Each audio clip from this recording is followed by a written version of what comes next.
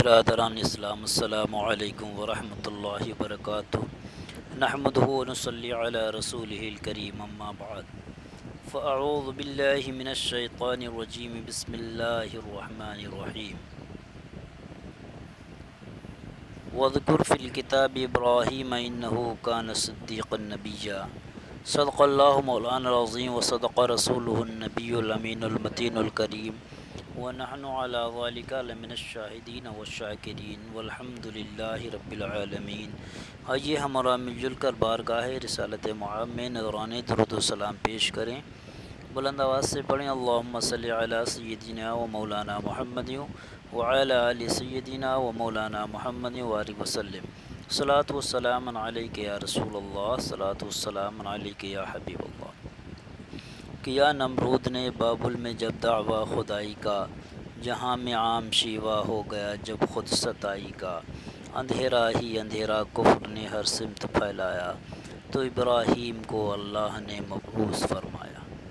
محترم حضرات، اللہ رب العزت نے قرآن کریم فرقان حمید میں ارشاد فرمایا، وَاذْكُرْ فِي الْكِتَابِ إِبْرَاهِيمَ إِنَّهُ كَانَ صِدِّيقًا نَبِيًّا، اور ذکر کرو کتاب میں حضرت ابراہیم علیہ السلام کا کہ بے شک وہ سچے نبی تھے۔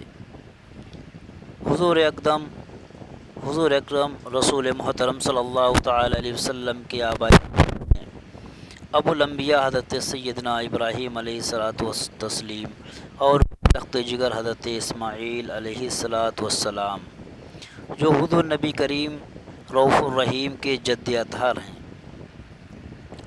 حضرت سیدنا ابراہیم علیہ السلام کے والد کا نام بعض لوگوں نے بیان فرمایا کہ آزر تھا، اور بعض نے بیان کیا ہے کہ طارق تھا۔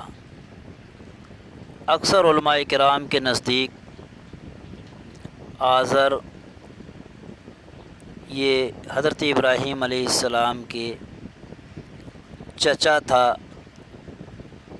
اور طارق یہ حضرت ابراہیم علیہ السلام کے والد تھے۔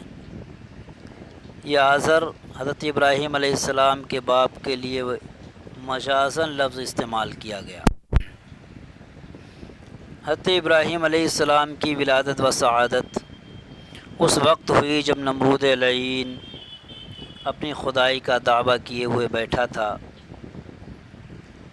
پورے ملک میں نمرود لعین نے اپنی رعایا کو اپنے آپ کے لیے سجدہ کرنے کا حکم جاری کر دیا تھا، اپنی عبادت کے لیے کہتا تھا، اور لوگ اس کو سجدہ کیا کرتے تھے، اس کو اپنا خدا سمجھتے تھے۔ اور نمرود لعین لوگوں کے اوپر ظلم و ستم بے پناہ ظالم بادشاہ تھا۔ ایک دن نمرود لعین نے خواب میں ایک ایسے ستارے کو دیکھا کہ وہ اتنا چمکدار ستارہ ہے کہ اس کی روشنی کے سامنے چاند و سورج کی روشنی بھی ماند پڑ جاتی ہے۔ وہ اپنے اس خواب کو دربار میں حاضر جو کاہن اور نجومی تھے ان کے سامنے جب بیان کرتا ہے تو انہوں نے کہا، درباری کاہنوں اور نجومیوں نے بتایا کہ عنقریب ایک ایسا شخص پیدا ہوگا جو دین شاہی کا مخالف ہوگا اور بتوں کو توڑ ڈالے گا۔ اور بعض مورخین اکرام کے نزدیک کاہنوں نے نمرود کی ایک خواب کی یہ تعبیر بیان فرمائی تھی۔ یہ سن کر نمرود نے تمام لڑکوں کے قتل کرنے کا حکم دے دیا، چنانچہ بہت سے بچے ذبح کر دیے گئے، اور لاتعداد عورتیں کے حمل کو ضائع کر دیا گیا، مگر اللہ رب العزت جل شانہ ہر چیز پر قادر ہے، اس کی گرفت سے بھلا کون فرار ہو سکتا ہے۔ جب بچوں کا قتل عام جاری تھا، اسی دوران حضرت ابراہیم علیہ السلام اپنی والدہ ماجدہ کے شکم انبر میں جلوہ افروز ہو گئے، اور مدت معینہ کے بعد آپ کی والدہ نے شہر سے دور یہ غار میں آپ کو جنم دیا۔ بعض کہتے ہیں کہ آزر کو بھی آپ کی ولادت کا علم تھا، لیکن اس نے نمرود کے خوف سے اس واقعہ کو چھپایا۔ حضرت ابراہیم علیہ السلام کی والدہ ماجدہ آپ کو دیکھنے کے لیے اکثر غار میں جاتی اور دودھ پلا کر واپس آ جاتی۔ آپ ایک دن میں اس قدر بڑھتے تھے، حضرت ابراہیم علیہ السلام ایک دن میں اس قدر بڑھتے تھے کہ اور عام بچے جس طریقے سے ایک مہینے میں بڑھتے، ابراہیم علیہ السلام ایک دن میں اتنا بڑھ جاتے تھے۔ چنانچہ بہت ہی تھوڑے عرصہ میں جوانی کے قریب پہنچ گئے۔ اسی غار میں ایک دن حضرت ابراہیم علیہ السلام نے اپنی والدہ ماجدہ سے پوچھا کہ اے میری والدہ، تمہارا رب یعنی پالنے والا کون ہے؟ والدہ نے جواب دیا کہ تمہارا باپ۔ پھر ابراہیم علیہ السلام نے پوچھا کہ اس کو کون پالتا ہے؟ میرے باپ کو کون پالتا ہے؟ والدہ نے کہا کہ نمرود۔ آپ نے فرمایا تو اچھا نمرود کا رب کون ہے؟ یہ سن کر والدہ خاموش ہو گئیں اور سمجھ گئیں کہ یہ وہی مولود ہے، مسعود ہے جو نمرود کی خدائی کے پرکھچے اڑائے گا۔ اس گفتگو کا ذکر کسی سے بھی نہ کیا۔ ایک رات آذر آپ کو غار سے بستی کی طرف لے کر روانہ ہوا تو آپ نے جانب مغرب ایک نہایت روشن ستارہ کو دیکھا اور فرمایا ھذا ربی، یہ میرا رب ہے۔ لیکن بستی تک پہنچتے پہنچتے جب وہ نظروں سے اوجھل ہو گیا، چھپ گیا ستارہ، تو آپ نے فوراً کہا کہ لا احب العافلین، یعنی میں چھپ جانے والوں کو دوست نہیں رکھتا۔ پھر جب چاند نکلا تو فرمایا ھذا ربی، یہ میرا رب ہے۔ لیکن سورج کی آمد سے قبل جب اس کی روشنی بھی جاتی رہی تو فرمانے لگے اگر میرا رب مجھ کو ہدایت نہ فرماتا تو ضرور میں بھی اس گمراہ قوم سے ہو جاتا۔ پھر جب سورج کو جگمگاتے ہوئے دیکھا تو فرمایا ھذا ربی ھذا اکبر، یہ ہے میرا رب کہ یہ بڑا ہے۔ لیکن جب شام کو بھی وہ بھی غروب ہو گیا تو فرمایا اے میری قوم، میں بیزار ہوں ان چیزوں سے جن کو تم اللہ کا شریک ٹھہراتے ہو۔ بے شک میں نے یکسو ہو کر اپنا رخ اس رب ذوالجلال کی طرف کر لیا ہے جس نے زمین و آسمان کو پیدا فرمایا، اور میں مشرکین میں سے نہیں ہوں۔ چونکہ آپ کی قوم پتھروں کے بنائے ہوئے بتوں اور نمرود کے علاوہ چاند، سورج اور ستاروں کی بھی پوجا کرتی تھی، اس لیے آپ نے بڑے اعلیٰ انداز میں دلائل قاہرہ کے ساتھ ان معبودان باطلہ پر چوٹ کی۔ حضرت ابراہیم علیہ السلام نے اس گمراہ قوم کے دیگر جھوٹے خداؤں یعنی بتوں اور نمرود کے ساتھ کیسا سلوک کیا اور کیسا حکیمانہ انداز اختیار فرمایا، وہ آپ آگے پڑھیں گے انشاءاللہ تعالی۔ اس جگہ یہ بتانا بھی مقصود ہے کہ بعض کم فہم لوگ یہ اعتراض کر دیتے ہیں کہ حضرت ابراہیم علیہ السلام نے سورج، چاند، ستاروں کو رب کہہ کر معاذ اللہ شرک کیا، حالانکہ ان کی کم فہمی ہے۔ حق تو یہ ہے کہ حضرت ابراہیم علیہ السلام نے ایک دانا طبیب کی طرح قوم کی بیدار ذہنوں کو اس قدر پر اثر، دلنشیں، سادہ مگر ناقابل تردید انداز میں علاج فرمایا کہ یہ آپ ہی کا حصہ ہیں، یعنی خود ہی سوال فرمایا اور خود ہی اس کا جواب دیا۔ رب ذوالجلال نے ارشاد فرمایا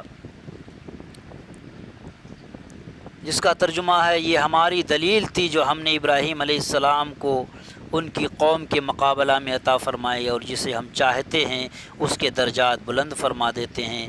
بے شک آپ کا رب حکمت والا، سب کچھ جاننے والا ہے۔ سورہ انعام کے اندر فرمایا۔ سبحان اللہ۔ معلوم ہوا کہ یہ سب اللہ جل شانہ نے بھی ان کو سکھایا تھا، ورنہ ایک چھوٹی سی عمر کا بچہ اس قدر فہم و شعور کا مالک نہیں ہو سکتا۔ الغرض حضرت سیدنا ابراہیم علیہ السلام اب غار کے بجائے اپنے گھر تشریف رکھتے۔ آزر جو کہ بت تراش تھا، بت بنا کر حضرت ابراہیم علیہ السلام کو دیتا تھا اور اپنے ساتھ بازار میں لے جاتا تھا ان کو فروخت کروانے کے لیے۔ آپ ان بتوں کو بازار لے جاتے اور اعلان فرماتے من یشتری ما لا ضرہ ولا ینفعہ، کون بے وقوف ان کو خریدے گا جو نہ نقصان دے سکتے ہیں نہ نفع۔ لوگ آپ کی باتوں پر تعجب کرتے اور بت نہ خریدتے۔ شام کو آپ ان بتوں کی گردنوں میں رسی باندھ کر گھسیٹتے ہوئے گھر کو چل دیتے۔ راستہ میں اگر پانی، کوئی نہر یا تالاب ملتا تو بتوں کو گردنوں سے پکڑ کر پانی میں غوطہ دیتے اور فرماتے اشرب اشرب، پی لے پی لے۔ کچھ عرصہ تک تو لوگ آپ کی ان باتوں کو آپ کے اندازے بھولاپن اور کھیل پر محمول کرتے رہے، لیکن جب آپ اعلانیہ طور پر اللہ تعالیٰ کی وحدانیت اور دین حنیف کی دعوت دینے لگے تب ان لوگوں کے کان کھڑے ہوئے اور اس معاملہ میں سوچ بچار کرنے لگے۔ اس سلسلہ میں حضرت ابراہیم علیہ السلام اور آذر کے درمیان جو گفتگو ہوئی، اللہ تبارک و تعالیٰ نے 17ویں پارے سورہ انعام کے اندر آیت نمبر 51 سے 71 میں اس کا مفصل تذکرہ فرمایا۔ حضرت ابراہیم علیہ السلام نے آدر اور قوم کے دیگر افراد کو فرمایا کہ کیا یہ مورتیاں سنتی ہیں جن کو تم خدا مانے بیٹھے ہو؟ ان کے خدا ہونے کی کیا دلیل ہے؟ یہ لوگ حضرت ابراہیم علیہ السلام کو کوئی صحیح جواب نہ دے سکے اور بوکھلا کر بولے، بس ہم نے باپ دادا کو انہیں پوجتے ہوئے پایا ہے، ان کو دیکھا دیکھی ہم بھی ان کی پوجا کرنے لگے ہیں۔